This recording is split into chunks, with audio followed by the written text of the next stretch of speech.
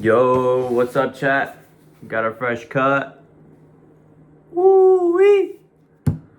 Just had an abomination of an exam for Excel. Let's just say the boy failed. That's what happens when you don't study. Make sure y'all study. Make sure y'all do some practice exams, some practice tests before y'all go out there and just go blind. Usually I do, but unfortunately time was short. But let's get some reading done. Why not? Going to know der Führer. On the evening of August 28th, 1938, Novelli Chamberlain called his closest advisor to attend Downing Street for a late-night strategy session. Chamberlain had been the British Prime Minister a little over a year. He was a former businessman, a practical and plain-spoken man, whose interest and experience lay with domestic affairs, but now he faced his first foreign policy crisis. It involved Adolf Hitler, who had been making increasingly bellicose statements about invading the Sudetenland, the German-speaking portion of Czechoslovakia. If Germany invaded Slovakia, it would almost certainly mean a world war, which Chamberlain wanted desperately to avoid. But Hitler had been practically reclusively in recent months, and Germany's intentions were so obscure that the rest of Europe was growing nervous. Chamberlain was determined to resolve the impasse. He dubbed his idea, which he put to his advisors that night, Plan Z. It was top secret. Chamberlain would later write that the idea was so unconventional, and during that it would rather took Foreign Secretary Lord Halifax's breath away. Chamberlain wanted to fly to Germany and demand to meet Hitler face to face. One of the old things about the desperate hours of the late 1930s, as Hitler dragged the world toward war, was how few of the world's leaders really knew the German leader. Hitler was a mystery. Franklin Roosevelt, the American president throughout Hitler's rise, never met him, nor did Joseph Stalin, the Soviet leader. Winston Churchill, Chamberlain's successor, came close while researching a book in Munich in 1932. He and Hitler twice made plans to meet for tea, but on both occasions Hitler stood him up. The only people in England who spent any real amount of time with Hitler before the war were British aristocrats friendly to the Nazi cause, who would sometimes cross the channel to pay their respects or join the Führer at parties. In certain modes, he would be very funny. The fascist socialite Diana Mitford wrote in her memoirs, she dined with him frequently in Munich. He did invitations of marvelous drollery, but those were social calls. Chamberlain was trying to avert World War, and it seemed to him that he would benefit from taking the measure of Hitler for himself. Was Hitler someone who would be reasoned with, trusted? Chamberlain wanted to find out. On the morning of September 14th, the British ambassador to Germany sent a telegram to Hitler's foreign minister, Joachim von Ribbentrop. Would Hitler like to meet? Von Ribbentrop replied the same day, yes. Chamberlain was a masterly politician with a gift for showsmanship, and he artfully let the news slip. He was going to Germany to see if he could avert war. Across Britain, there was a shout of celebration. Polls showed that 70% of the country through his trip was a good thing for peace. The newspaper backed him. In Berlin, one foreign correspondent reported that he had been eating in a restaurant when the news broke, and the room had risen as one to toast Chamberlain's health. Chamberlain left London on the morning of September 15th. He'd never flown before, but he remained calm even as the plane flew into heavy weather near Munich. Thousands had gathered at the airport to meet him. He was driven to the train station in a cavalcade of 14 Mercedes, then had lunch in Hitler's own dining car as the train made its way into the mountains. toward Hitler's retreat at Berchtesgaden. He arrived at 5 in the evening. Hitler came and shook his hand. Chamberlain would later report every detail of his first impressions in a letter to his sister Ada. Halfway down the steps toward the Führer, bareheaded and dressed in a khaki-colored coat of broadcloth with a red armlet and a swastika on it and the military cross on his chest, on his breast. He wore black trousers such as we wore in the evening and black patent leather lace-up shoes. His hair is brown, not black, his eyes blue, and his expression rather disagreeable, especially in repose, and altogether he looks entirely undistinguished. You would never notice him in a crowd and would take him for the house painter he was. Hitler ushered Chamberlain upstairs to his study with just an interpreter in tow. They talked sometimes heatedly and ready to face a world war. Hitler examined to Chamberlain at one point. Hitler made it plain that he was going to seize the Sudetenland regardless of what the world thought. Chamberlain wanted to know whether that was all Hitler wanted. Hitler said it was. Chamberlain looked at Hitler long and hard and decided he believed him. In the same letter to his sister, Chamberlain wrote that he had heard back from people close to Hitler that the German leader felt he had a conversation with a man. Chamberlain went on. In short, I had established a certain confidence with which was my aim, and on my side, despite of the hardness and ruthlessness I thought I saw in his face, I got the impression that here was a man who could be relied upon when he had given his word. Chamberlain flew back to England the next morning. At Heston Airport, he gave a quick speech on the tarmac. Yesterday afternoon, I had a long talk with Hitler. He said, I feel satisfied now that each of us fully understands what is in mind of the other. The two of them would meet again, he promised, only this time closer to England, that is to spare an old man such another long journey. Chamberlain said to what those present remembered as laughter and cheers. Chamberlain's negotiation with Hitler was widely regarded as one of the great follies of the Second World War. Chamberlain fell under Hitler's spell. He was outmaneuvered at the bargaining table. He misread Hitler's intentions and failed to warn Hitler that if he rearranged on his promises that there would be serious consequences. Hitler was not very kind to Neville Chamberlain. But underneath those criticisms is a puzzle. Chamberlain flew back to Germany 2 more times. He sat with Hitler for hours.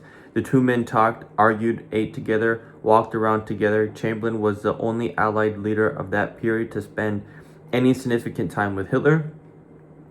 He made careful note of the man's behavior. Hitler's appearance and manner when I saw him appeared to show that the storm signals were up. Chamberlain told his sister Haldia after another of his visits to Germany, but then he gave me the double handshake that he reserves for specially friendly demonstrations back in London. He told his cabinet that he had seen in the Führer no signs of insanity, but many of excitement. Hitler wasn't crazy. He was rational, determined. He had thought out what he wanted, and he meant to get it, and he would not brook opposition beyond a certain point. Chamberlain was acting on the same assumption that we all follow in our efforts to make sense of strangers. We believe that the information gathered from a personal interaction is uniquely valuable. You would never hire a babysitter for your children without meeting that person first. Companies don't hire employees blind. They call them in and interview them closely, sometimes for hours at a stretch, on more than one occasion. They do what Chamberlain did. They look people in the eye, observe their demeanor and behavior, and draw conclusions. He gave me the double handshake, yet all that extra information Chamberlain gathered from his personal interaction with Hitler didn't help him see Hitler more clearly. It did the opposite. Is this because Chamberlain was naive? Perhaps. His experience in foreign affairs was minimal. One of his critics would later compare him to a priest entering a pub for the first time, blind to the difference between a social gathering and a rough house.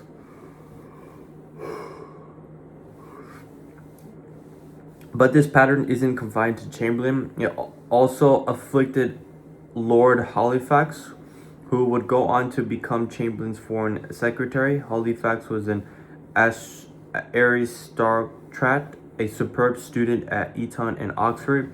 He served as a viceroy of India between the wars, where he negotiated brilliantly with Mahatma Gandhi. He was everything Chamberlain was not: worldly, seasoned, deeply charming, and intellectual, a man of such result religiously that Churchill dubbed him the Holy Fox. Halifax went to Berlin in the fall of 1937 and met with the German leader at Berchtesgaden. He was the only other member of England's ruling circle to have spent time with the Führer. Their meeting wasn't some meaningless diplomatic reception. It began with Halifax mistaking Hitler for a footman and almost handing him his coat. And then Hitler was Hitler for 5 hours, sulking, shouting, disgracing, denouncing. He talked about how much he hated the press. He talked about the evils of communism. Halifax listened to the performance with what another British diplomat at the time called a mixture of astonishment, repugnance, and compassion. Halifax spent 5 days in Germany. He met with two of Hitler's top ministers, Hermann Göring and Joseph Goebbels. He attended a dinner at the British embassy, where he met a host of senior German politicians and businessmen. When he returned home, Halifax said that it was all to the good, making contact with the German leadership, which is hard to dispute. That's what a diplomat is supposed to do. He had gained valuable insights from their face-to-face encounter about Hitler's bullying and volatility. But what was Halifax's ultimate conclusion? That Hitler didn't want to go to war and was open to negotiating a peace. No one ever thought Halifax was naive, yet he was so deluded after meeting with Hitler as Chamberlain was. The British diplomat who spent the most time with Hitler was the ambassador to Germany, Neville Henderson. He met Hitler repeatedly, went to his rallies. Hitler even had a nickname for Henderson, the man with the carnation, because of the flower the dapper Henderson always wore in his lapel. After attending the infamous Nuremberg rally in the early September 1938, Henderson wrote in his dispatch to London that Hitler seemed so abnormal that he may have crossed the borderline into insanity. Henderson wasn't in Hitler's thrall, but did he think Hitler had dishonorable intentions toward Slovakia? No, Hitler, he believed, hates war as much as anyone. Henderson, too, read Hitler all wrong. The blindness of Chamberlain, Halifax, and Henderson is not at all puzzle number one from the previous chapter. That was about the inability of otherwise intelligent and dedicated people to understand when they are being deceived. This is a situation where some people who were deceived by Hitler and others were not, and the puzzle is that the group who were deceived are the ones who expect not to be, while those who saw the truth are the ones you would think would be deceived. Winston Churchill, for example, never believed for a moment that Hitler was anything more than a duplicitous thug. Churchill called Chamberlain's visit the stupidest thing that has ever been done, but Hitler was someone he had only ever read about. Doof Cooper, one of Chamberlain's cabinet ministers, was equally clear-eyed. He listened with honor to Chamberlain's account of his meeting with Hitler. Later, he would resign from Chamberlain's government in protest. Did Cooper know Hitler? No, only one person in the upper reaches of the British diplomatic service, Anthony Eden, who perceived Halifax as foreign secretary, had both met Hitler and saw the truth of him. But for everyone else, the people who were right about Hitler were those who knew the least about him personally. The people who were wrong about Hitler were the ones who had talked with him for hours. This could all be a coincidence, of course. Perhaps Chamberlain and his cohort, for whatever private reason, were determined to see the Hitler they wanted to see, regardless of the evidence of their eyes and ears, except the same puzzling pattern crops up everywhere. I want to say something, but please, I feel like this is a very bad example. I just want to frame what is being talked about Hitler into a different perspective. And I mean that in regards of, let's say you and somebody, and let's just say your friend is talking very ill about someone else that you know, from a distance. You don't know him personally, but your friend does, or your friend kind of does. They said that they hate him, they're this and that, they're disloyal, they're liars, they're cheaters, this and that.